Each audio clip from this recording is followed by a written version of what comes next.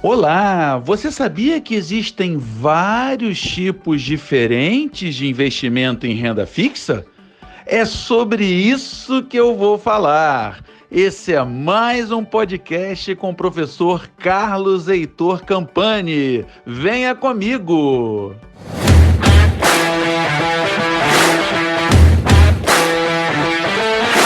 Pessoal, antes de eu explicitar aqui os diferentes tipos de investimento em renda fixa, deixa eu falar um pouquinho sobre tributação. E aí eu tenho que falar de imposto de renda e de IOF, Imposto sobre Operações Financeiras. O imposto de renda, ele varia sua alíquota de acordo com o prazo de investimento contado em dias corridos. Até 180 dias, a alíquota fica em 22,5%, sempre sobre os ganhos de capital. Se passar de 180 dias até 360 dias corridos de investimento, a alíquota cai para 20%. Se passar de 360 dias e até 720 dias corridos, a alíquota vai a 17,5%. E, finalmente, se você investir por mais de 720 dias corridos, a alíquota de imposto de renda cai para 15%. Já o IOF é pago apenas para investimentos de renda fixa de curtíssimo prazo. A partir de 30 dias corridos, você já fica totalmente isento de IOF. É importante lembrar aqui que alguns investimentos que eu explicitarei são isentos de impostos. E eu, claro, vou deixar isso bem claro porque é algo importante a saber ao se tomar decisões de investimento. Vamos agora aos tipos de investimentos em renda fixa. Comecemos pelos mais famosos, os títulos públicos. São os títulos que compramos pelo Tesouro Direto, através dos quais emprestamos dinheiro para o nosso país. A liquidez é diária, ou seja, você consegue vender os títulos que você possuir a qualquer momento. E o mínimo para se investir é de apenas R$30. Os impostos seguem as tabelas regressivas de IR e de IOF. E minha dica aqui é procurar corretoras que não cobram taxa, de forma que então a única taxa a pagar será a da B3, de 0,25% apenas sobre a parcela que exceder a R$10.000. Cumpre lembrar que essa taxa é cobrada todo ano e não tem como você fugir dela. Outro investimento tradicional de renda fixa é a poupança. É um investimento simples e sem necessidade de corretora, além de ser totalmente isento de impostos. Os juros são creditados apenas no aniversário mensal e períodos menores que 30 dias não rendem juros. A poupança possui a garantia do Fundo Garantidor de Crédito, o FGC, para montantes de até R$250 mil por CPF e por instituição financeira. Quem tem dinheiro na poupança antiga, ou seja, fez depósitos até 3 de maio de 2012, deve mantê-lo, pois recebe 0,5% mais TR ao mês, configurando um excelente investimento para os padrões atuais. Já a poupança nova será limitada a 70% da taxa Selic, além da correção pela TR, que está atualmente zerada. Se por um lado há um IR implícito de 30% em relação ao Tesouro Selic, por outro não há taxas, e a depender da situação do investidor, a poupança pode sim até compensar. Falemos agora de debêntures, que são títulos emitidos por empresas para captar empréstimos.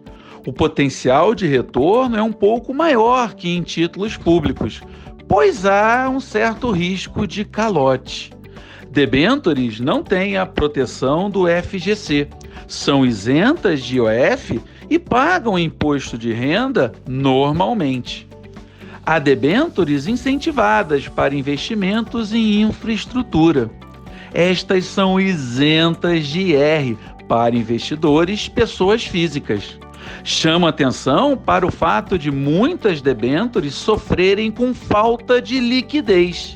Ou seja, caso o investidor precise vendê-las antes do vencimento, pode ter problemas, ou então ser forçado a vender com deságio. Letras de crédito imobiliário e do agronegócio, respectivamente LCIs e LCAs. São títulos emitidos por bancos com a obrigação de utilizarem os recursos para financiamentos imobiliários ou do agronegócio. Há garantia do FGC nos mesmos moldes que na poupança e são isentas de impostos. Podem ser pré ou pós-fixadas e não há taxas de administração, de performance ou mesmo de custódia, tal como a poupança. Certificados de recebíveis imobiliários e do agronegócio, respectivamente CRIs e CRAs. São títulos emitidos diretamente pelas empresas recebedoras do crédito, através de uma operação de securitização. Contam com a garantia de recebíveis dos emissores, mas não do FGC. São instrumentos também isentos de impostos e podem ser também pré- ou pós-fixados. Atenção apenas para a falta de liquidez nesse mercado. As letras hipotecárias são títulos muito semelhantes às LCIs, ou seja, são emitidos por instituições financeiras, mas lastreados por imóveis hipotecados, ou seja, financiados. As letras hipotecárias contam com a proteção do FGC e são isentas de imposto de renda. Por sua vez, as letras imobiliárias garantidas, simplesmente LIGs, têm os mesmos princípios dos CRIs, com lastro em recebíveis imobiliários, mas elas são emitidas por instituições financeiras pelo prazo mínimo de 2 anos. Elas não contam com a garantia do FGC, mas são isentas de impostos. Pelo longo prazo de investimento e falta de liquidez no mercado, esses instrumentos precisam oferecer taxas mais atraentes para valerem a pena. Os CDBs, ou Certificados de Depósitos Bancários, são títulos de dívida emitidos pelos bancos com garantia do FGC e impostos calculados normalmente. Atenção para carências, ou seja, para a impossibilidade de resgate por algum período mínimo, que são muito comuns no mercado atual de CDBs. Os RDBs, recibos de depósitos bancários, são instrumentos muito semelhantes, mas intransferíveis e que também podem ser emitidos por sociedades de crédito. Letras de câmbio, pessoal, ao contrário do que o nome pode indicar, não tem nada a ver com o dólar. Elas possuem o mesmo princípio dos CDBs, mas são emitidas pelas financeiras, ou seja, aquelas instituições de menor porte. Em geral, há maior risco de calote, mas as letras de câmbio contam com garantia do FGC. Impostos são pagos normalmente e, em geral, elas possuem carências que devem ser consideradas na hora de comparar rentabilidade. Já as letras financeiras são também muito semelhantes aos CDBs e às letras de câmbio, mas com prazo mínimo de 2 anos e valor unitário mínimo de R$150 mil. Elas não contam com o FGC e pagam impostos normalmente.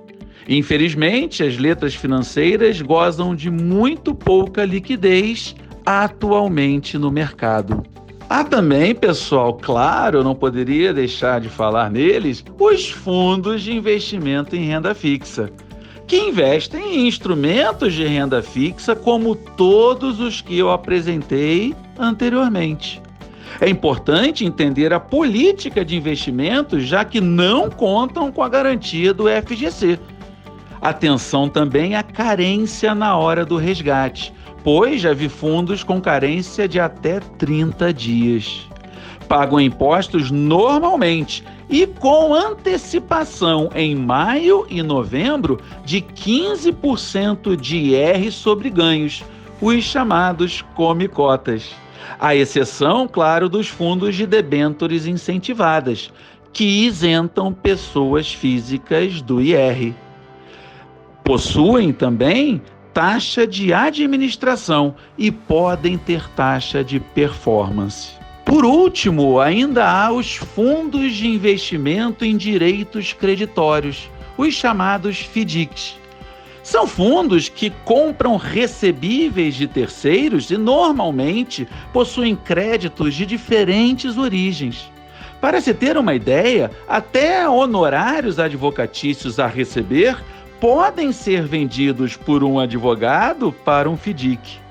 Valores disputados judicialmente também podem ser comprados por este tipo de fundo. Muita atenção, pessoal, para o fato de FDICs serem fechados, ou seja, eles impedem o resgate antes de determinado prazo. O investimento mínimo é de R$ 25 mil. Paga-se impostos normalmente e eles não contam com o FGC. Por todo esse contexto, destinam-se atualmente apenas a investidores qualificados. Esses foram, pessoal, os principais instrumentos de renda fixa disponíveis no mercado. E eu ressalto que todos eles têm uma característica positiva em comum. A responsabilidade pelo pagamento do imposto de renda é da fonte pagadora. Desta forma, o investidor já recebe os valores líquidos de impostos. No início de cada ano, o investidor deve receber da instituição contraparte um documento para a declaração anual e incluir tais investimentos como rendimentos tributados exclusivamente na fonte ou em rendimentos isentos e não tributáveis, quando for o caso.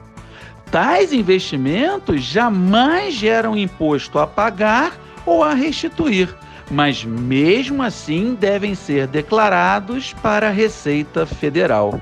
E esse foi, pessoal, mais um podcast com o professor Carlos Heitor Campani. Espero que esse conteúdo seja de muito valor. No próximo podcast, falarei da renda variável. Um forte abraço e até lá!